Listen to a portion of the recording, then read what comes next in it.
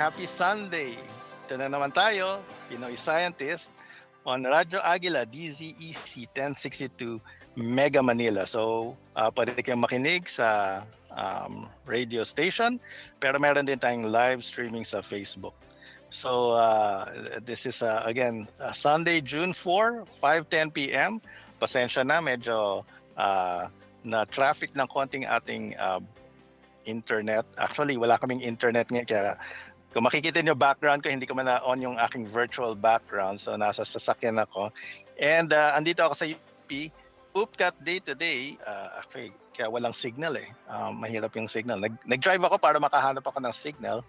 Dahil nga, Upcat day today. I remember many years ago na nag-Upcat ako. Exciting. Siguro, for many people, exciting nga siya. Hindi mo alam kung ano mangyayari sa outcome. Of course, nung panahon ko, siguro may level of confidence ako. Yun nga, may hinahabol lang akong course. Pero anyway, I see a lot of people dito. Ayun. Anyway, June 4, babati muna ako. Wala yung aking co-host, si Doc JD.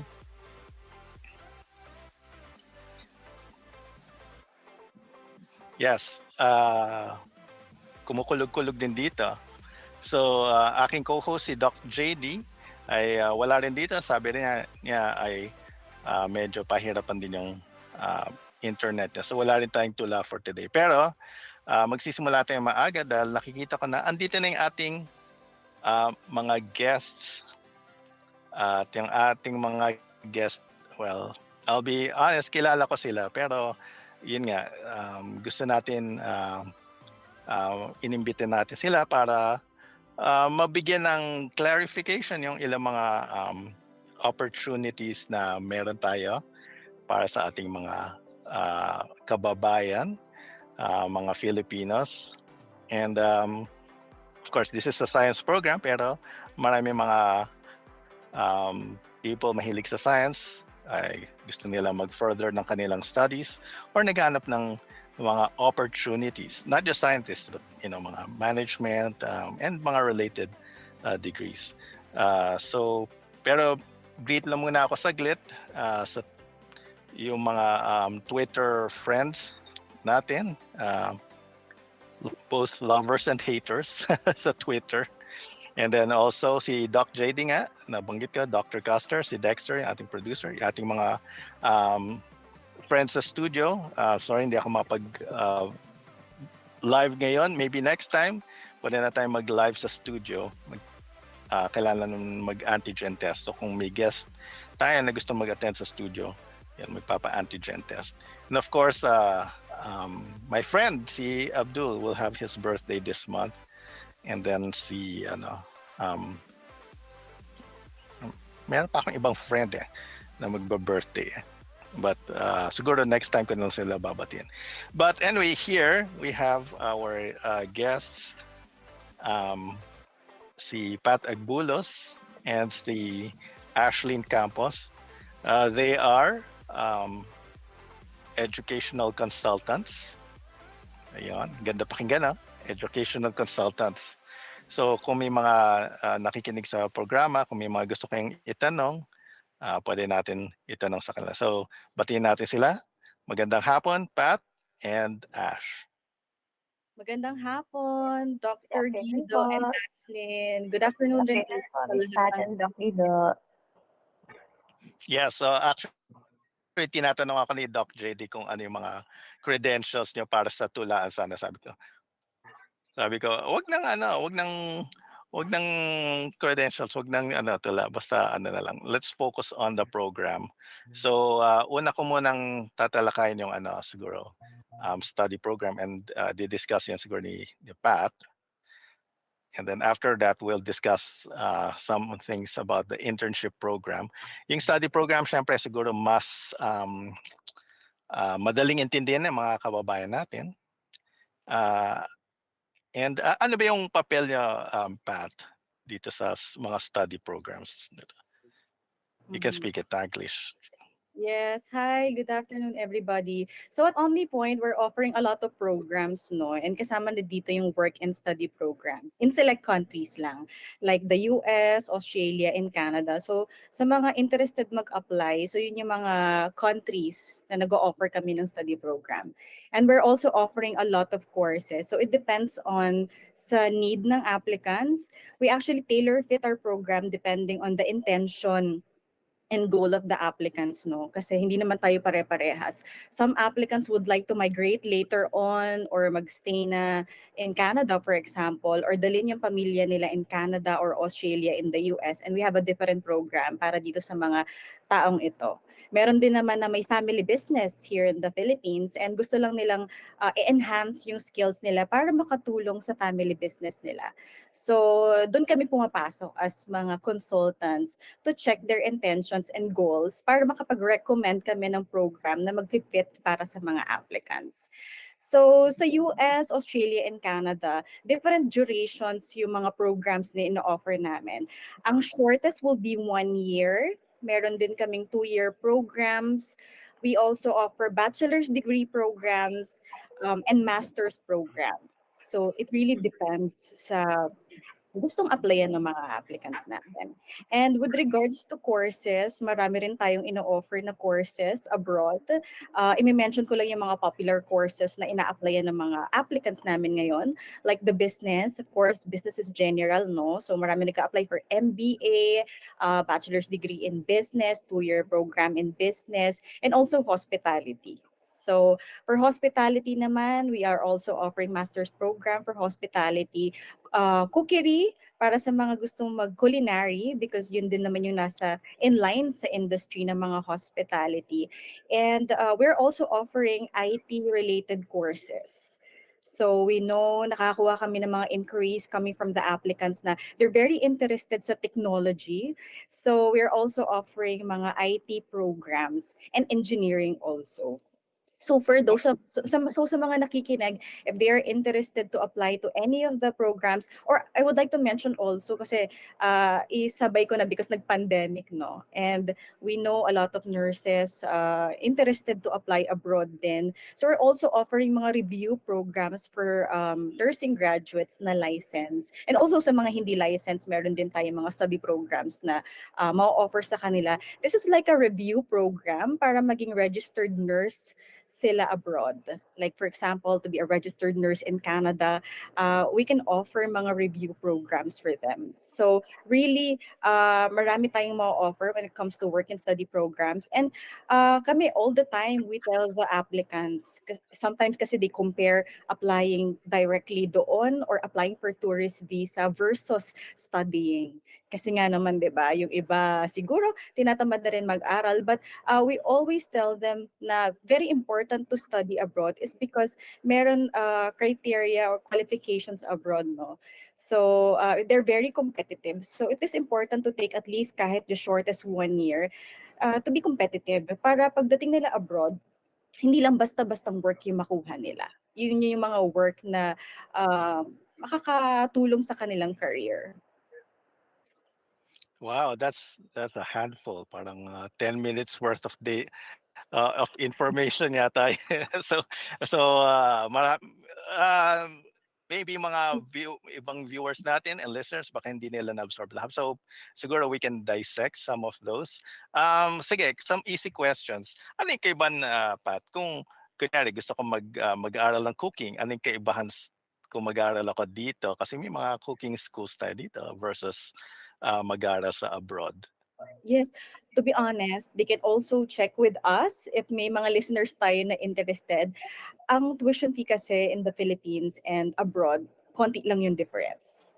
Yung ibang Wow. listeners might be surprised na konti lang yung difference. But kami rin actually, we were surprised nung may na-process kami recently. And we were checking the price of the culinary program, comparing it here in the Philippines, talagang malapit. So we feel like, of course, aside sa you'll be able to apply abroad, for example, sa Canada, puwede ka na rin mag-stay do'n kung makakuha ka ng employer. So, again, iba-iba kasi ng goals yung mga applicants 'no, yung iba kasi talaga they wanna take this up para do'n na sila mag-migrate later on, maghahanap na sila ng work, dire-diretso na.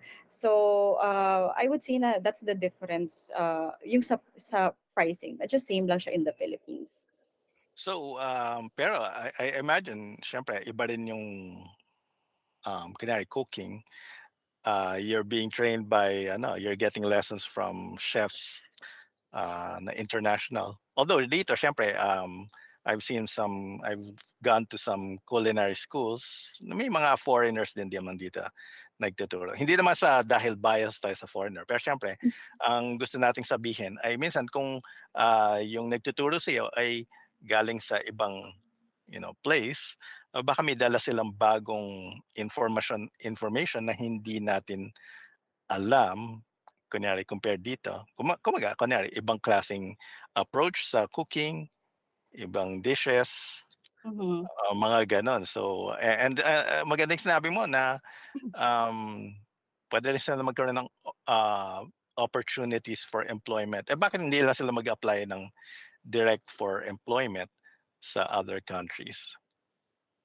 Yeah, actually yun nga yung na-mention ko. Mas maganda pa rin na mag-aral because meron qualifications abroad and, siguro kung nag-direct sila dun, mas mahirap makakuha ng trabaho, puwede 'no, lalo na kung hindi skilled yung mga mag-a-apply. So, definitely makakatulong 'tong study program sa kanila para, makahanap ng better job pagdating nila abroad. So, that's why pinu-push rin natin. Also, countries like USA, Australia, and Canada, their point systems 'no.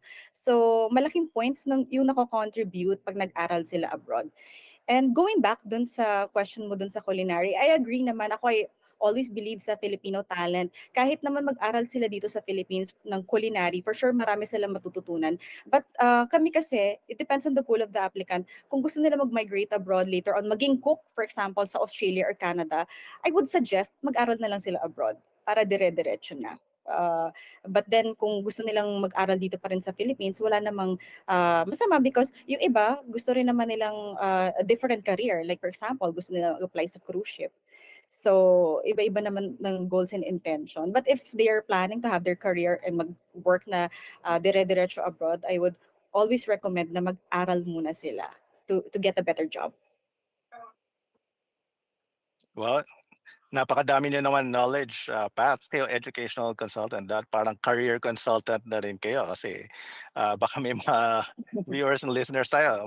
'Di ba, I mean, and I like to bring in si Ash although yun nga, study pa lang naman pinag-usapan. Pero, I imagine Ash, 'di ba, I mean, mukha kang bata or something so baka bata-bata ay mukha ring bata, mukhang mga fresh graduate. Pero, so Ash kunyari ikaw, nung pagka-graduate mo ba kasi I imagine college graduate ka na, 'di ba? So, nung pagka-graduate mo ba, alam mo na yung gagawin mo sa buhay?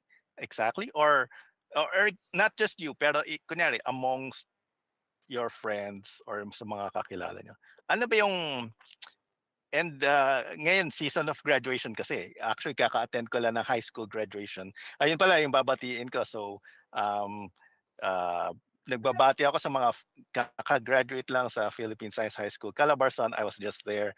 Nag-attend ako as, alumni representative. Andun din si ano, si Secretary, Solidum, who's a very, a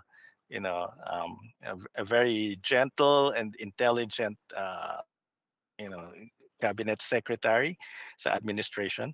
Pero, yun, babatiin ko nga pala sila, and also si Dr. Andaya and also si, others mamaya dadagdagan ko. Pero, so sila, fresh from high school, K to 12 graduate. Ikaw, nung nag-graduate ka, how did you feel? Excited ka ba or concerned ka, Ash, na, oh no, ano na yung gagawin ko sa ngayon after graduation? Or are you excited? Yes, new chapter. And sa mga, yun nga, sa mga nag-graduate, I always say, they're moving into a new chapter of their lives. Sige, Ash.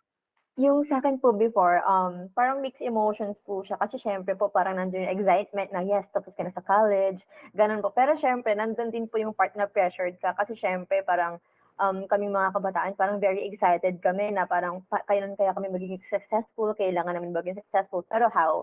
Yun po yung parang naging concern ko before. Pero since, yun nga po, thankful din po ako na luckily I was able to learn about our traineeship program, which is the US po. Kaya yun po, super nag-join din po talaga ako. And it was kind of new and fresh to me yung information na, wow, qualified pala ako. Kasi po, syempre, taga-province po ako. So we were not really informed about the program. Kaya very thankful din po ako noon na parang naka-join po ako dun sa program. And it was actually a good way to start din po. Parang jump start din po na parang to a better career po in the future. Ayun po siya. Pero kunyari, I don't know if you have plans pa to study, and although kayo yung mga educational and career consultants. Pero if you were, kunyari, looking at the options, and kunyari ikaw, let's say you have, you decided to go for it. Ano yung parang attractive sa'yo na study program doon sa mga na-mention ni Pat? Like, kunyari, any specific country? Kunyari, ikaw, nag-iisip ka ng, masubukan kaya itong study program na to? Ganun. For me po siguro, ano po, yung nakikita ko po ngayon is yung master's po since meron na po akong bachelor's degree. So yung master's po sa akin yung medyo attractive po kasi siyempre po parang pagdating sa education, okay lang din naman po na nasa Philippines. Pero if you have a chance naman din po to grab the opportunity na mag-study abroad, siyempre po i-grab ko rin po talaga siya. And siyempre mas gusto ko yung medyo level up na rin po talaga siya. So I would choose po yung master's. And siyempre po pag sa ibang bansa po kasi, pag magbibigay po sila ng mga job, syempre they'll always choose yung someone na educated enough to do the task po. Syempre, iba rin po yung qualifications dun. So for me po, mas advanced po talaga kapag dun ka rin po talaga mag-aaral. Actually, tama yung sinabi mo, Ash, kasi, I mean, it's no secret na ako mismo, I did some studies abroad din. And I really appreciate that I had that opportunity. And yung sinasabi mo na masters, kasi alam ko maraming tayong kababayan, 'di ba? Mga dream nila makapag-abroad, maging OFW or um or yung iba good okay na maka-travel lang. Pero may mga iba yun nga, mga parang ang pangarap nila to have opportunities abroad. Pero ako mismo, sa nakikita ko and sa experience ko, um, if we have a advanced degree, mas maganda yung magiging opportunities natin abroad. And it's true, yung sinabi mo, Ash,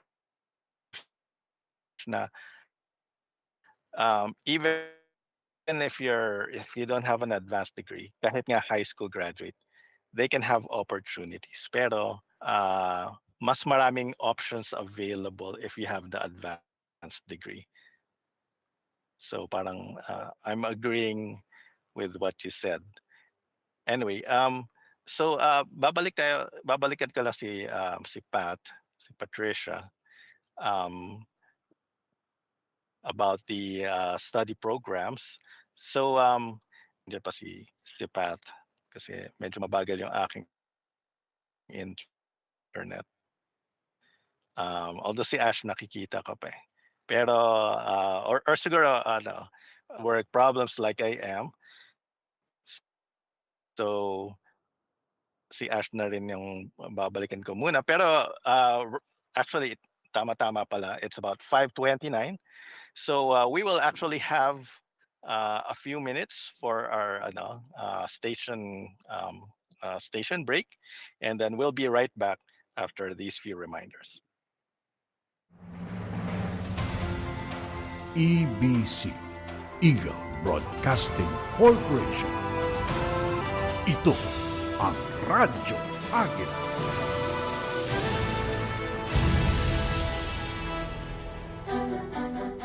After 60 years, I hope to learn more in life.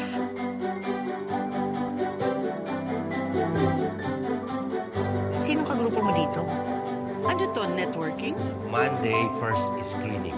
Libre ang sinihan para sa mga seniors kada Lunes. I also hope to live more of it. Ma, nakausap ko pala si Papa. Magkaka-baby na sila, ni Tita Lani. Kung sino yung nagloko, siya yung masaya.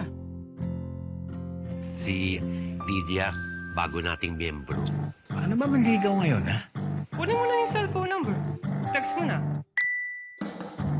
Tapos, punta mo sa bahay. Dala mo ng flowers. Flowers for you. Uy, si Mami manliligaw. Siyempre, papagandahin natin si Mami Jack. Push up, Manonood lang kami ng sine. Ay! Lo, happy all for you, Mami Jack. I love you, Lydia! Mayang babi mo, sugarol. Baka pati ikaw ubusin ng lalaking yun. Gusto mong ipamukha sa akin na hindi ako karapat-dapat na magkaroon ng kasama sa buhay. Devotion. Yun lang ang gusto ko. Someone who will be devoted to me and someone that I can devote what's left of my life.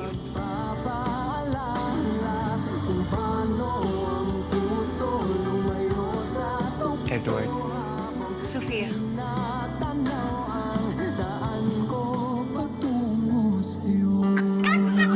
Si Bobby! Bobby! Sino po yung namimiss niyo? Wala. Mami Jack, may nag-message! Ha? Meron?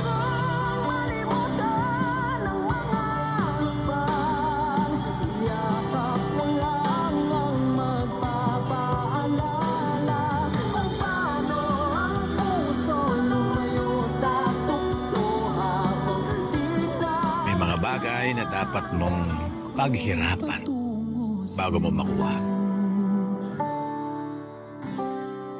See you, Monday, first screening. Mga bagong kaalaman sa siyensya at teknolohiya. Alamin sa programang Pinoy Scientist. Tuwing linggo, alas 5 ng hapon hanggang alas 6 ng gabi.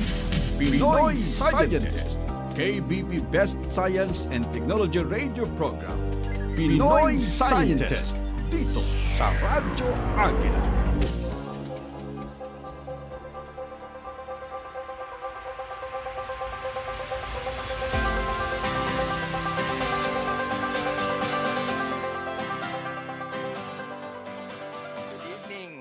Evening na pala, 5:32 p.m. Happy Sunday, June 4, 2023. Nagbabalik ang Pinoy Scientist. Ako ang inyong host, out on the limb dito sa aking network connection. Hopefully baka bibilis na. Mukhang nakakauwi na yung mga bata nag-upcat kanina. June 3, June 4. It's the first time na nag-upcat since pre-pandemic sa alam ko. So yung mga previous years, past few years, ay walang upcat. So na-determine nila kung sino pumasa ng UP through grades only. So medyo unusual yun kasi it's never happened, at least in my lifetime. So ayan. But anyway, good luck sa mga nag-take ng exam, yung mga future UP students. Yan din kasi pinag-usapan natin, yung educational programs, and marami nga tayong na-discuss kanina.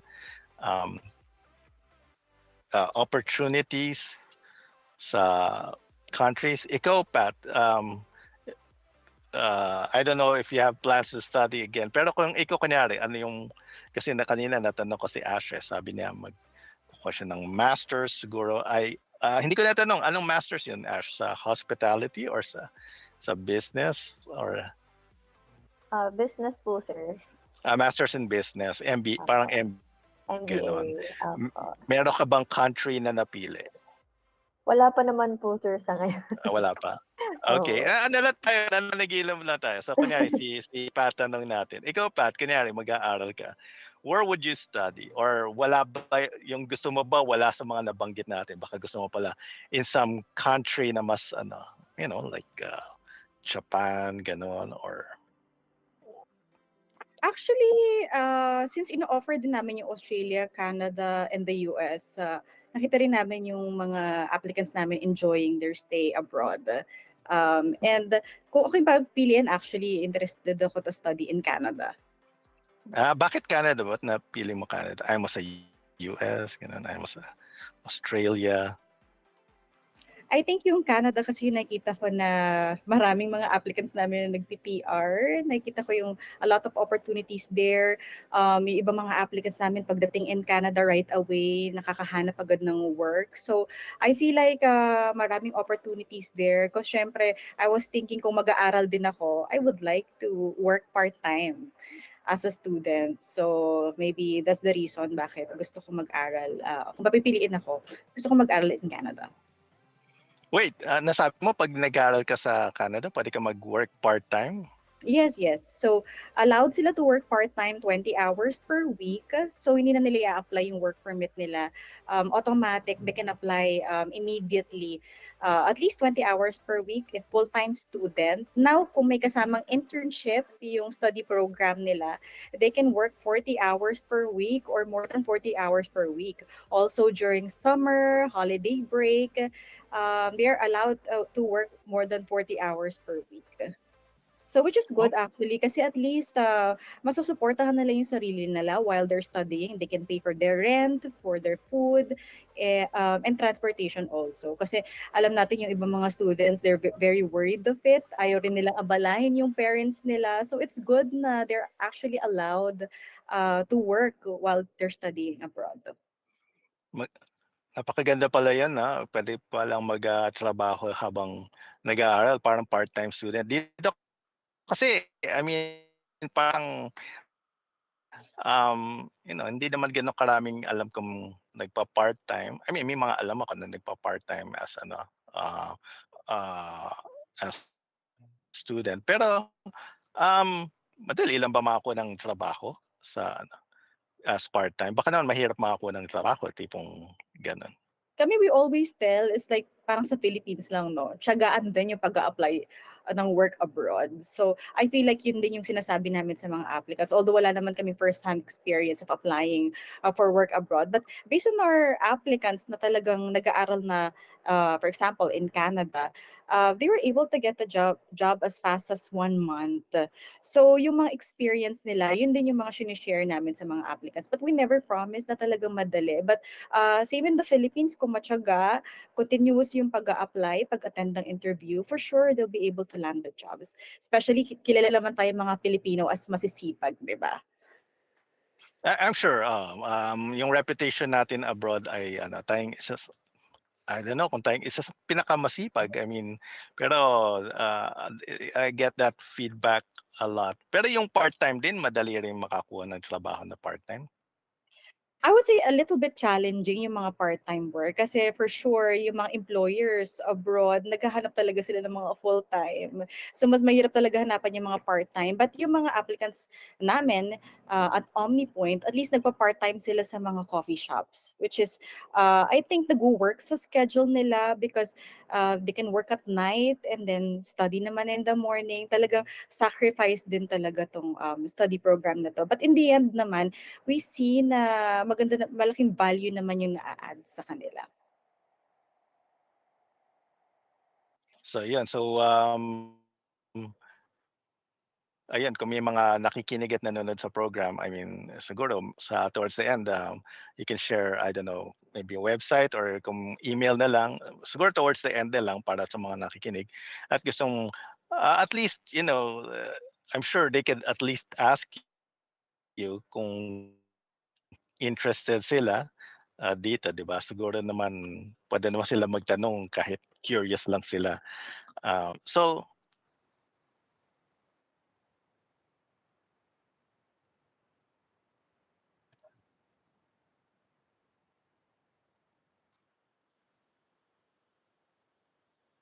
yeah, so I'd like to bring in si Ash again.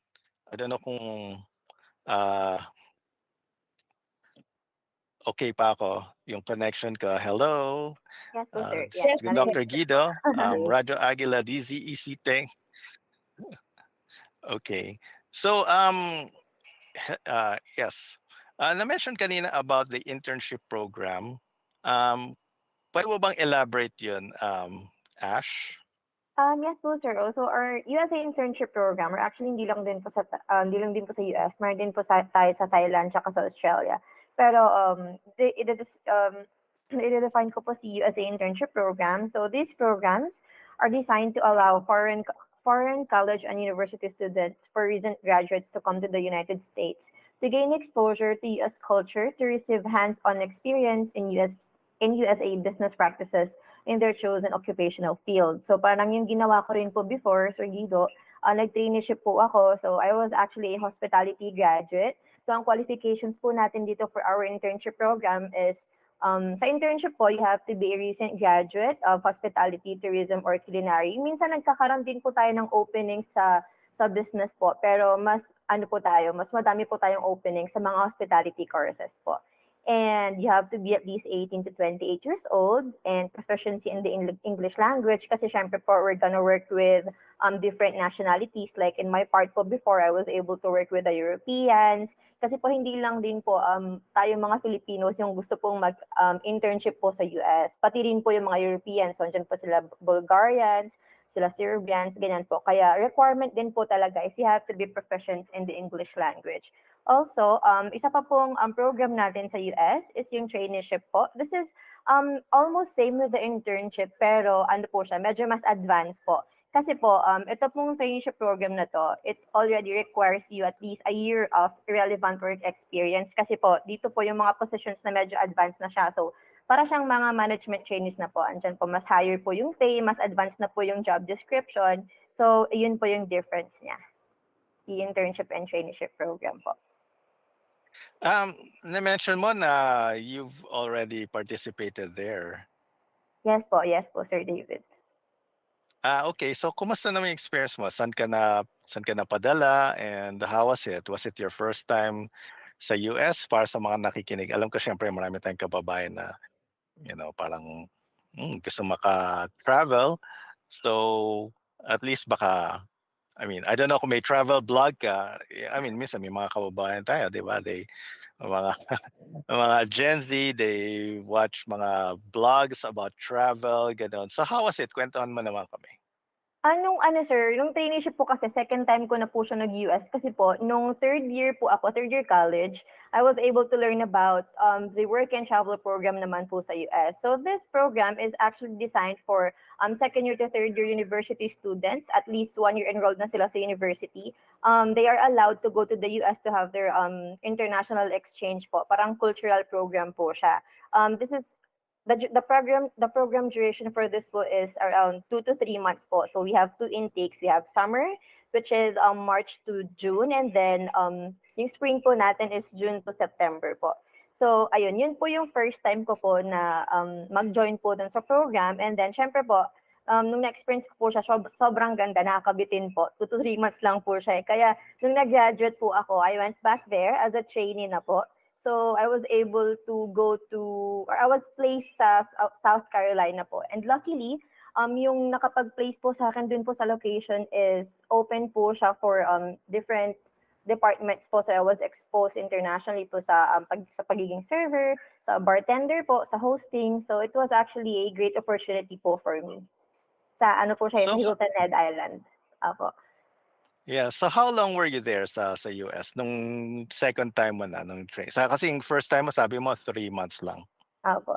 Nung second time na po, traineeship na po siya, kaya matagal na po siya eh. Dun po ako ng 1 year, and then meron po kasi kaming 30 days grace period. So nagstay po ako doon ng mga additional 25 days po to explore and travel na rin po to the US. 1 year lang. So hindi ka pwede mag-extend ng 2 years kunyari ganun or 3 Hindi years. po. Hindi po siya allowed kasi po yung visa lang din po natin and yung J1 po talaga na program natin is actually designed lang po sa 12 months po. Pero for our other programs, we also have teaching program po. Yun po, pwede po siya 12 to 18 months po. Pero with hospitality po, it's strictly po 12 months and then you have to go back here po in the Philippines. So may rin kayo, teaching program din kayo? Yes po, meron din po. Na pwede kang, so I understand ito parang exchange visitor, itong program nito.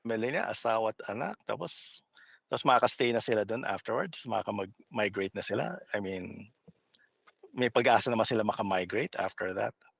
Of course. So again, na-mention ko kanina kung nakapag-aral ka doon, no, mas maraming opportunity na pwede mo makuha. And also kung skilled and working hard rin naman yung partner, no, possible na rin sila makapag-stay doon. Kasi meron din kami and marami rin kami mga students actually during the pandemic na nakapag-apply na for PR. Kasi of course, kinakamusta natin itong mga applicants during the pandemic, no? And tinitingnan natin kung paano natin sila matutulungan kung kailangan nilang umuwi dito sa ating bansa.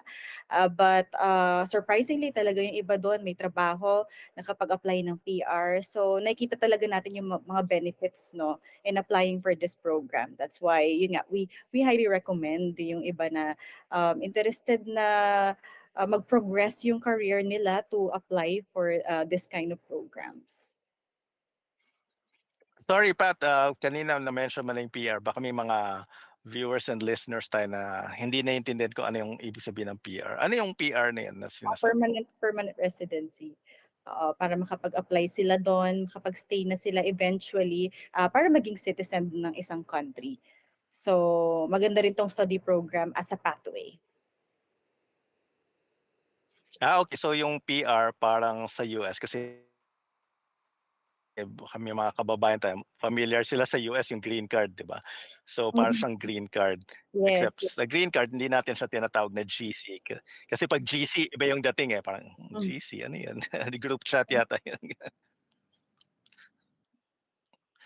So okay, medyo naghihingalo yung aking internet pero I will bring back si Ash kasi we only have bilis ng panahon lalo na kung slow motion sa akin para slow motion dahil yung internet na nagla-lag.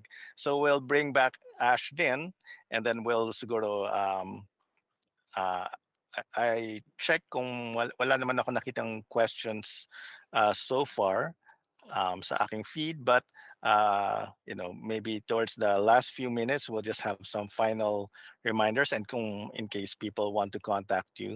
So let's bring back si Ash. So tatanong ko lang kay Ash, yun nga, just like kay Pat, pag meron ng mga interested, you can assist them naman and identify kasi yun nga, sabi nga ni Pat, yung meron ng mga study programs, pwede pang mga family package for migration.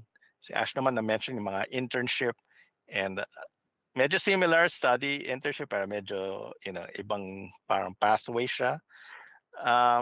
And I imagine Ash, you're glad to help din yung mga yung mga kung may mga people na mag-inquire or may mga curious about these programs. Yes po. Yes.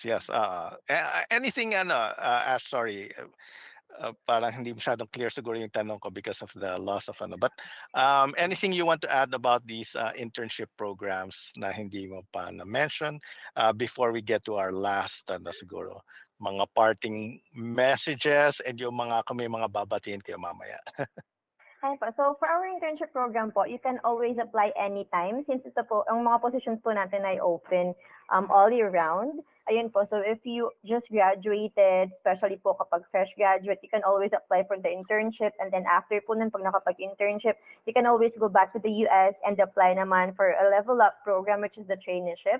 Pero para din naman po sa mga younger students po natin, we also have a perfect program for you so you can yung ano po natin tinatawag, si work and travel, si summer job po. So if you're planning to go to the US, to go visit the US in 2024 sa mga second year to third year students po natin, pwede po kayong mag-apply, pwede po kayong mag-start as early as December 2023 para po fly na po tayo ng March 2024. Pero for the internship programs po natin and traineeship programs for our hospitality, tourism, and culinary related courses po, you can always apply anytime po with us.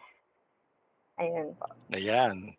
So, any final words, Ash? And then I'll give the last word to Pat after that. Final words and kung may mga gusto ba kayong batiin or hello, ganun, baka may mga fans kayo nanonood.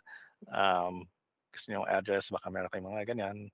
Ayun, hello po to my coworkers, especially to Rochelle and Syla, to our team po, OmniPoint. Ayan po, if you want to apply po with us, you can always send your CV or resume to me. So my email is at internship@omnipointcorp.com and my number is at 0927-884-1700. Again po, my email is internship@omnipointcorp.com and you can call or text us anytime at 0927-884-1700.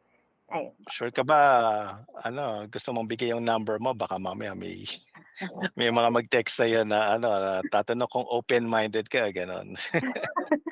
For internship, sir, pwedeng-pwede po yan. Okay, open-minded sa internship. Okay, sige. All right.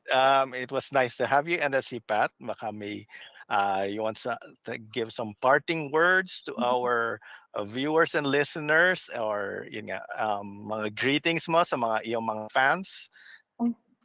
Okay. Actually, gusto ko lang din mag-add dun sa sinabi ni Ash, no? Kasi na-explain niya na nag-offer kami ng internship and traineeship. Marami tayong mga hotels na ino-offer like Hyatt, Hilton, Marriott. Ito yung mga kilalang hotels din here in the Philippines. So, partner namin sila in the US. So, in case may mga interested also na magkaroon ng experience in those big hotels na na-mention ko, they can always contact us. Binigay ng contact number ni Ash. And also with the work and study program also, hindi lang naman to basta-basta ma-approve ka ng visa basta gusto mo mag-aral abroad. Important talaga dumaan ka sa agency and sa mga consultants para ma-tailor fit yung program sa'yo and ma-check kung ano yung program na ma-recommend sa'yo. Kasi with the others and also mga visa officers, dapat may sense yung application all the time. So we feel like it is important talaga na magpa-consult sila sa mga agencies like us para maganda yung ma-recommend namin na program and para rin sakto dun sa career na gusto nila puntahan a few years from now. So there. So sa mga interested na mag-apply for internship, work and study, we also offer other programs, also processing of tourist visa in case our office is located in Ortigas. We're at the back of Richmond Hotel. We are at Richmond Plaza. So please do visit us. Pwede kayong mag-walk-in Mondays to Thursdays until 3:30. We work from home every Friday. So yun, we can assist you. And also, please follow us sa social media pages namin. We have our Facebook, OmniPoint Educational Consulting. We have our Instagram also, OmniPoint. And we have TikTok. So since alam naman natin na maraming nanonood ng TikTok, no? May kita ninyo doon yung mga testimonials na mga applicants namin na naka-alis abroad, yung mga na-approve. Syempre, for sure, yung mga parents gusto makita yan. You can also visit our TikTok page and please like our pages. Thank you very much. Gusto ko What rin is your TikTok page? Hindi naman OmniPoint. na-mention yung TikTok page. OmniPoint. OmniPoint. Can you spell that? It's OmniPoint. OmniPoint. Okay, OmniPoint. Yes. So please Okay. follow our pages. And hello also, not sure kung nakikinig si colleagues natin sa OmniPoint, Rochelle and Syla. We'll see you tomorrow. Wow, And workaholic. have a restful Sunday, everybody, to all the viewers and listeners. Thank you very much for the invitation, Dr. Guido and Ashlyn. Thank you for your time as well. Thank you, everybody. Okay, thank you for being our guest for today's program, and pasensya na, it was not the best internet connection I had, pero we take what we get. So thank you to Pat and to Ashlyn from OmniPoint. Narinig niyo sila, they explained their expertise, and sinabi nga nila, if you're interested in these programs, it's better to consult an expert. At least mag-guide nila kayo on what you need to do at hindi yung parang medyo kalat-kalat. I remember kasi when nung nag-apply ako dati for my studies many years ago when I was younger, wala akong alam na tutulong sa akin. So medyo mahirap siya if you're doing it by yourself.